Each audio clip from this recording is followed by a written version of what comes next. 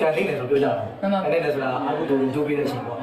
အာဟုတို့လည်းကြိုးပေးတဲ့အချိန်ကျတော့သူတို့ဘာလို့လုပ်မအောင်လက်တက်ခါတယ်အဲ့ဒါ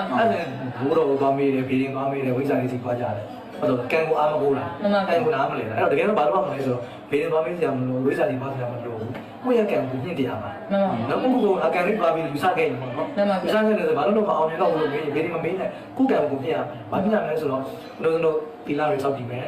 တော့ဘုရားဘုံတော်များများပွားမယ်ဘုရားဘုံတော်ပွားမယ်ပြီးလို့ရှိရင်မေတ္တာပို့အကံဖြစ်တယ်လားပြီးရင်ကိုယ်စားအားတော့ဒါနတွေပြန်လုပ်မယ်ပေါ့အဲ့ဒါအဓိကတော့တို့ဒီလာရေဘုရားဘုံတော်ရေမေတ္တာဒီကုန်းခုကိုလုပ်လို့ရှိရင်တော့နော်ဘုရားဘုံတော်ပွားမယ်ဒီလာစောက်မယ်မေတ္တာဒီသုံးခုကိုလုပ်လို့ရှိရင်ကံရောပြန်ဖြစ်တယ်လားအဲ့တော့ကံကိုဖြစ်တယ်ဟာဘယ်မှမရဘူးပေါ့အဲ့တော့ဘယ်နေမှမလို့ရှိရင်အချိန်လဲကုန်တယ်ဝေးလဲကုန်တယ်ဟုတ်ပါဘူးပြီးတော့ခုနကမ္မတက္ကတာဉာဏ်မရှိရရင်ရောက်တယ်နောက်ကြရုံဆိုတော့ကိုကန်လေးပါပြီးယူဆတယ်ဆိုလို့ရှိရင်အဲ့လိုမျိုးပဲကန်ကိုဖြစ်နေတာအဲ့တော့စဉ်းစားကြည့်လေနော်ဘုရားကိုပါပြီးတော့ငယ်ကောင်လေးတက်စီသွားပြီးုံနဲ့ကိုယ်ကန်ဖြစ်တယ်လားစဉ်းစားကြည့်ပေါ့နော်မဟုတ်နိုင်ဘူးလေဘုရားကိုခေါင်းပေါ်လေရေတက်စီလောင်းနေတော့အဲ့မဖြစ်လာဘူး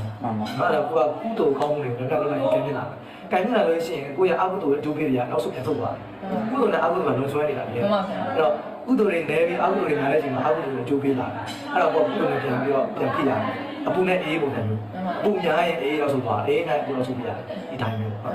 အဲ့တော့ကမ္မတက္ကနာဉာဏ်လို့ရတယ်အဲ့လေကန်နေတယ်ဆိုပြောကြတာ